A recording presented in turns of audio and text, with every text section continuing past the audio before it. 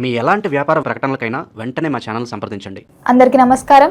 ఈరోజు మనతో పాటు ఉన్నారు ప్రముఖ ఆధ్యాత్మికవేత్త, astrologer, professor doctor Mullapudi Satyanarayana Murthy గారు. గురుగారితో మాట్లాడదాం. నమస్కారం గురుగారు. గురుగారు, ప్రతి ఒక్కరికి ఉండే కళ సొంతింటి కళ. సొంతింటి ఈ 2026లో ఎవరు సొంతింటి కళ నెరవేర్చుకుంటారు? ఏ రాశుల వారికి ఈ అదృష్టం పట్టబోతుందో తెలియజేయండి గురుగారు. ఈ సొంతింటి కళ అనేటటువంటిది నువ్వు అన్నట్టుగా అందరికి ఉంటుంది. సొంతిల్లు ఉన్నవాళ్ళు కూడా అనుభవించాల్సినటువంటి యోగం కూడా ఉండాలి. లేకపోతే అద్దెలకు ఇచ్చుకొని వీళ్ళు వేరే దేశాల్లో ఉంటారు. ఇప్పుడు అమెరికాలో ఉన్నవాళ్ళు ఇక్కడ 2-3 ఇళ్ళు కొని పడేస్తారు. కానీ వీళ్ళు అనుభవిస్తున్నారా? లేదు. ఆ వాచ్మెన్లకు ఇవ్వడమో లేకపోతే వేరే అద్దెలకు ఇచ్చుకుంటూ ఉంటారు. అలాగే ఈ యొక్క యోగము, గృహయోగము అనేటటువంటిది ఎలాగో అలాగే వాహన యోగము అనేటటువంటిది కూడా ఒక యోగమే. ఇప్పుడు ఎన్ని కోటీశ్వరులు ఎంత డబ్బు ఉన్నప్పటికీ కూడా కాలినడకన నడుస్తారు చాలామంది. ఇక వాడు అదృష్టం అంతే అనమాట. ఎందుకని కాలినడకన పోతే వీడికి ఆయుర్దాయం ఎక్కువ పెరుగుద్ది. శని పాదయాత్ర చేస్తే మనకి పాదాల యాత్ర అనమాట. మా షర్మిలకు చెప్పుద్ది పాదయాత్ర. ఇది పాదాల మీద నడిచే యాత్ర, పాదయాత్ర. అది కరెక్ట్. అది కాబట్టి ఈ రకంగా మనము ఈ రాశుల వారికి మనం మేషరాశిని తీసుకుంటే మేషరాశి వాళ్ళందరికీ కూడా గృహయోగం ఉంది, వాహన యోగం ఉందమ్మా. కాకపోతే ఈ మేషరాశి వాళ్ళు వాహనం కొంటారు, కానీ 3 నెలల లోపల ఒకరిని గుద్దేస్తారు. ప్రమాదం కూడా ఉంది. కాబట్టి జాగ్రత్తగా చూసుకోవాలి. ఏలినైట్స్ ఇన్ టైం కాబట్టి డ్రైవింగ్. తర్వాత నువ్వు అడగచ్చు, ఏమండి ఇదేంటండి బాబు కారు కొనేటప్పుడు గుద్దేస్తారా అంటే, ఏలినైట్స్ ఇన్ టైముల్లో అంతే. మా ఒక శిష్యుడు ఉన్నాడు, మంచి బిల్డర్. ఆయన పాపం ఒక వాహనం కొనుక్కున్నాడు, బైక్ ఫస్ట్లో. ఇప్పుడు 100 కోట్లకు అధిపతి అయిపోయాడు అనుకో. ఆ బైక్ మీద వెళ్తున్నప్పుడు ఎవరో ఒక అడుక్కునే ఆవిడ మామూలుగా పడిపోయింది. ఎవరో గుద్దేసి పడిపోతే ఈయన కొంచెం మంచాడు, అక్కడికి వెళ్ళి అలా చూస్తున్నాడు ఎందుకు పడిపోయారని.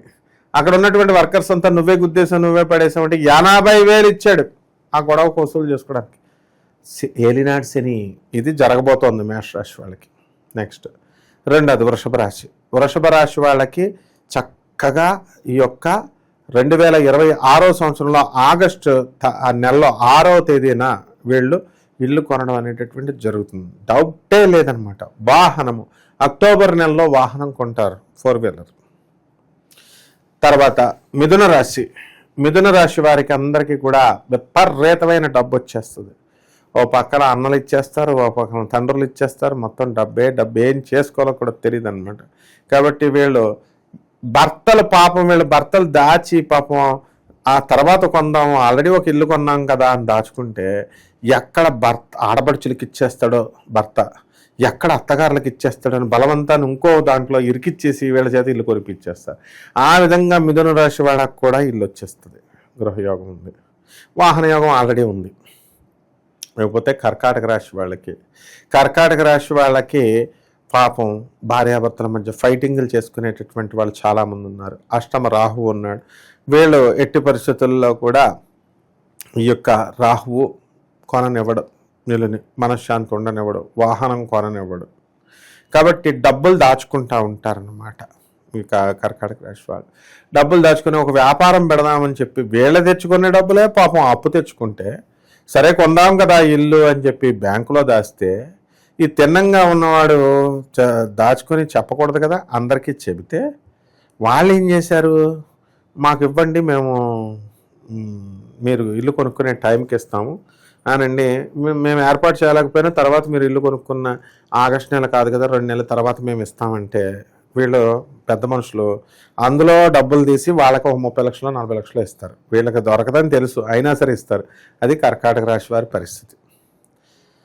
కొంటారు కానీ ప్రస్తుతానికి డబ్బులు సమకూర్చుకుంటారు. ఇక సింహరాశి వాళ్ళు ఉన్న ఇల్లు అమ్మేస్తారు, మంచి డబ్బు వస్తుంది. ఆ డబ్బును తీసుకెళ్ళి మళ్ళీ కొత్త ఇల్లు కొనడానికి ప్రయత్నాలు చేస్తారు. ఇక కన్యారాశి వాళ్ళు 3 కోట్లు వస్తుంది వీళ్ళు ఇల్లు అమ్మేస్తే. కన్యారాశి వాళ్ళు పరిగెట్టేస్తుంది తెల్లగుర్రం మీద. అందువలన అయితే మా 3 పిల్లలు 2 కొట్టు చేస్తున్నారు. భర్త 3,20,00,000 రూపాయలకి అమ్మేసి 1 కోటి రూపాయలు వాడేసుకుంటాడు వాళ్ళ అమ్మ నాన్నకి. పెళ్ళానికి చెప్పడు, పెళ్ళం అత్తగారు అడిగితే అప్పుడు తీసుకొచ్చి ఇస్తాడు మిగతా బ్యాలెన్స్. ఈ టైపులో ఈ కన్యారాశి వారికి ఉంటుంది. ఇక తులారాశి వారికి గురుడు చాలా మంచి పవర్ఫుల్గా ఉన్నాడు. ఆ తర్వాత ఈ యొక్క శత్రుపీడ అనేటువంటిది పోతుంది. ఇంకా దారిలో ఉందన్నమాట. నేను వస్తున్నాను అంటూ అదృష్టం, గృహయోగం ఇవి రాబోతున్నాయి. 2026 సంవత్సరం ఎండింగ్లో వీళ్ళు కొనడం అనేటటువంటిది జరుగుతుంది. ఇకపోతే వృశ్చిక రాశి, వీళ్ళకి లేదమ్మా యోగం పాపం. వీళ్ళకి డబ్బు ఉంటుంది, అంతా ఉంటుంది. వీళ్ళు కొనేసి బేరాలకు ముందే ఆడేసి వెళ్ళేసి సరిగ్గా కొనే టైంకి వీళ్ళు నేను కొన్నది నచ్చలేదు, ఇది తలుపు బాలేదు, ఈ రంగు బాలేదు అని చెప్పేసి వచ్చేస్తారు. ఇది వృశ్చిక రాశి వాళ్ళ పరిస్థితి. ఆ తర్వాత వీళ్ళు కొందామనే లోపల అది 10 లక్షల రేటు పెరిగిపోద్ది. ఇలా ఉంటుంది. ఇకపోతే ధనుష్ రాశి వారు అప్పులు చేసి మరీ తెచ్చేస్తారు. అసలు నీకు తెలుసో తెలియదో, మనం డబ్బులు అప్పు తెచ్చేస్తే కొనేస్తాం కదా అనుకుంటాం. చూడండి, ఒక ఆయన ఉన్నాడు.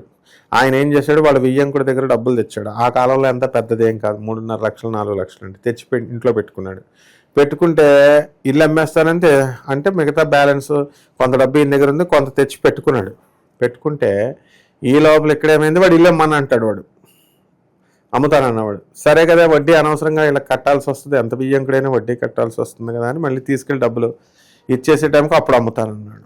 అప్పుడు మళ్ళీ తెచ్చుకొని, అంటే యోగం ఎక్కడికి పోదు. ఇది ధనుసు రాశి వారికి జరగబోయేది. ఇక మకర రాశి వాళ్ళు ఆల్రెడీ కొనేశారమ్మా, 2-3 ఇల్లు కొనేశారు.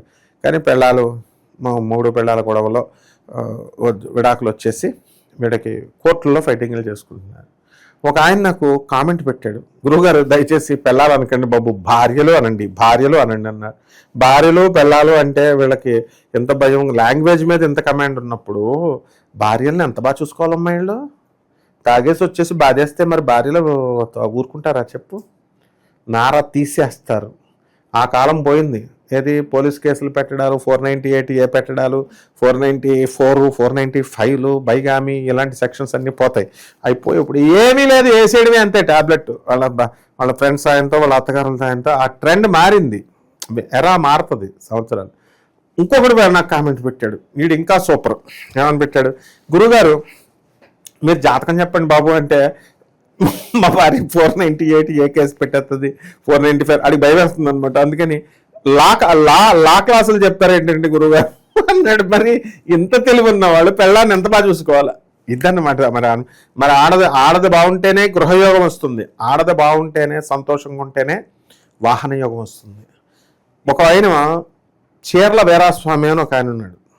పాపం ఆయనకి నేను చెప్పాను, ఏమని చెప్పాను, నీకు శని వల్ల నీకు ప్రాణగండం ఉందని. ఆయన కుజశనులు ఇద్దరు కలిసి ఉన్నారు, ఇనుము సంబంధమైన వాహనాలతో జాగ్రత్తగా ఉన్నాడు. పాపం ముసలాయన అయిపోయాడు కూడా. ఆయన అయిపోయి అమాయకుడు పాపం.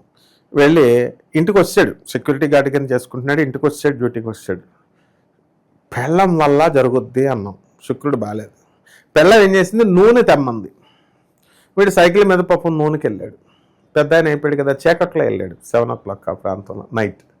లారీ వచ్చింది ఫుల్ స్పీడ్లో వస్తే హార్న్ కొడితే ఈయన కన్ఫ్యూజ్ అయిపోయి పడిపోయాడు. లారీకి ఉద్దేశం స్పాట్ డెడ్. అంటే అక్కడ ఆయిల్ అనేది శని, వాహనం అనేది ఎనుము, కుజశనులు, యాక్సిడెంట్ అనేది కుజుడు, అలా కొర్లేట్ అవుతాయి. కాబట్టి ఖచ్చితంగా విధిని ఎవరూ మార్చలేరన్నమాట. కాబట్టి ఈ మకర రాశి వాళ్ళంతా కూడా పిల్లల్ని బాగా చూసుకోవాలి. ఆల్రెడీ కొనేశారు, అప్పుల్లో ఉన్నారు, వాహన యోగం కూడా వచ్చేసింది. మామగారు తీసుకున్నాడని మామగారికి బిల్లుస్ కడుతూ ఉన్నారనమాట. ఇక కుంభరాశి వాళ్ళు ఉన్న ఇల్లు అమ్మేసుకుంటున్నామండి బాబు, మాకు ఎప్పుడు వస్తుందండి, పనులే రావట్లేదు అని అంటారు. ఇల్లు యోగం ఉందయ్యా బాబు అన్నప్పుడు నమ్మాలి కదా. నమ్మకుండా మాకు లేదండి మేము ఎలా కొంటామని ఉన్నాయి అమ్మేసుకుంటుంటే అంటే మనం నోటితో ఏదంటే అదే జరుగుద్ది. ఎప్పుడైనా సరే చూడమ్మా, ఆడవాళ్ళు వాళ్ళ కొడుకుని అనేది ఒక ఆవిడ, లారీ కింద పడి చేస్తావు, లారీ కింద పడిపోతావు అని అలా అనకూడదు అనేవారు. కానీ ఆయన పెద్ద అయిన తర్వాత నిజంగానే లారీ కిందే పడి చచ్చిపోయాడు.